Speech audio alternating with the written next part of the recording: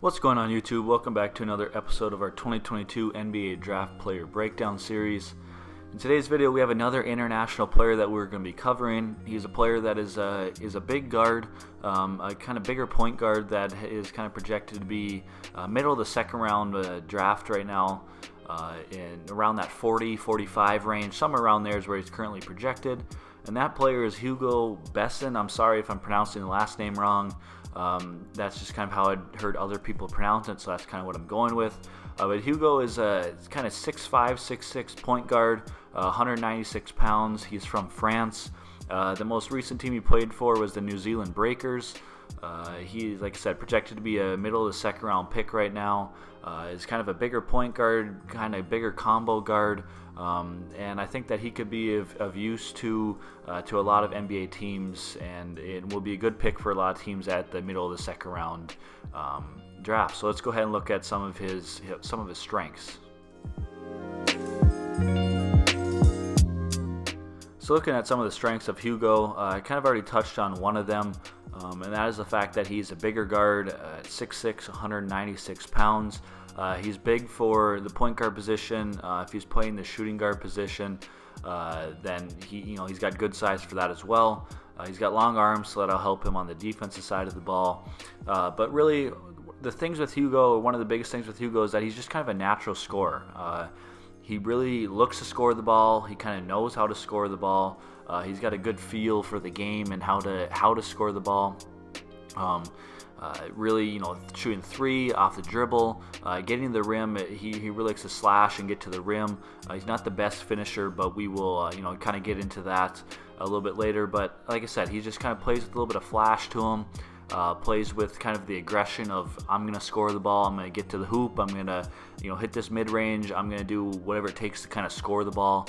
That's one of the things for him, and I think that he could provide kind of a bench player for an NBA team coming in right away that really just comes into the game, gets you some buckets, provides some scoring for you off the bench. And I think that's one of the biggest things for him, and that he'll be able to provide to an NBA team kind of right away. Along with that, like I said, he's got a good handle for the ball.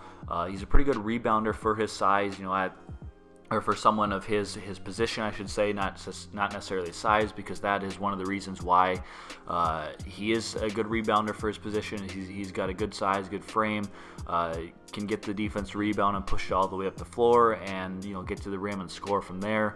He's got a good handle for the ball. He's kind of an above average athlete. I wouldn't say he's an elite athlete, but he's got pretty good quickness, pretty good footwork, ball handling. He's just a pretty, kind of skilled, in tune, offensive basketball player. Not necessarily defensive player. We'll get into that a little bit. But like I said, he's just really kind of gifted at scoring the ball. Knows how to score the ball. He moves pretty smooth. He's got good footwork. Knows how to change pace, change direction pretty well, which allows him to get to the rim. So let's go ahead and look at some of his weaknesses, though. So I talked about how Hugo is kind of just a natural scorer.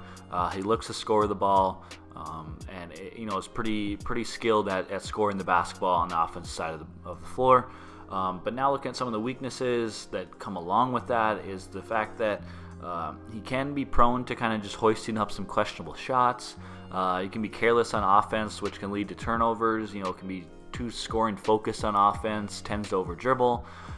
Kind of all the things that come along with someone like him that has kind of just not irrational confidence, but has immense confidence in their ability to score the ball, is that they can jack up some shots that probably aren't the best shot, can over dribble looking for their own offense, can over dribble themselves into bad positions, which make them kind of have to throw a kind of kick out pass that's not a good pass and it gets picked off.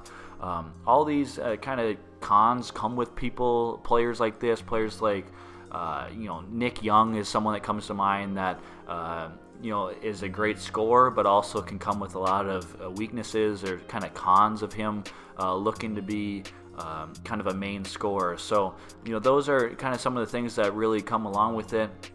As well as he's not projected to be like a great shooter by any means. He didn't shoot a great percentage. I believe it was around 30% with with the breakers. A lot of that has to do with his shot selection.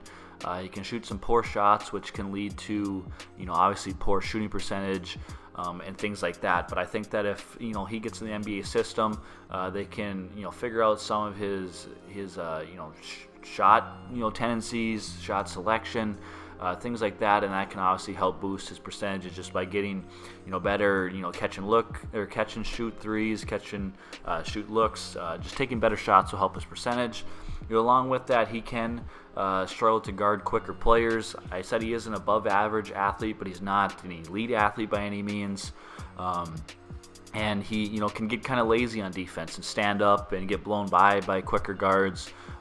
Just kind of rely too much on his offense and think that he doesn't necessarily need to play defense as long as he's playing offense. So kind of, like I said, a lot of these cons, or I guess you could say weaknesses, come with, a player of this, kind of play style, someone that is in there to really just score the ball. But let's go ahead and just kind of talk about the conclusion and what he'll project to be at the NBA level. So in conclusion, Hugo, like I said, is projected to be kind of middle of the second round pick right now. He's a player that I think would be a good pickup for a lot of teams at that at that spot in the draft. He's a bigger guard, bigger shooting guard, point guard, combo guard, whatever you want to call him. He's got good size. And really just has a knack for scoring the ball. And I think that he's a player that a team at that range is kind of already established, I guess you could say.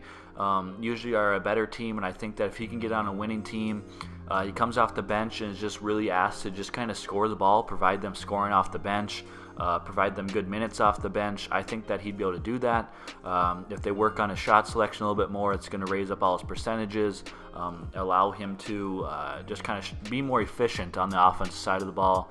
And then hopefully, if they're a winning team, they can really help him kind of narrow down on playing more defense. He doesn't need to be a kind of lockdown defender by any means, but needs to be able to play a little defense at the NBA level so he doesn't just get kind of run off the floor, basically. So, I think that he'll be a good pickup for any team at that kind of middle of second round draft. And I think that he'll be a really solid scorer at the NBA level. So I want to hear from all you guys, your thoughts in the comment section down below. Do you think he should be higher in the draft, go lower in the draft? Do you think he'll project to be a good scorer at the NBA level or not with kind of his shot selection? Leave all that in the comment section down below. Make sure you hit the like button on this video. Hit the subscribe button, join the conversation, join the channel. Make sure you share this video with your friends, and we'll see you in the next one. Peace.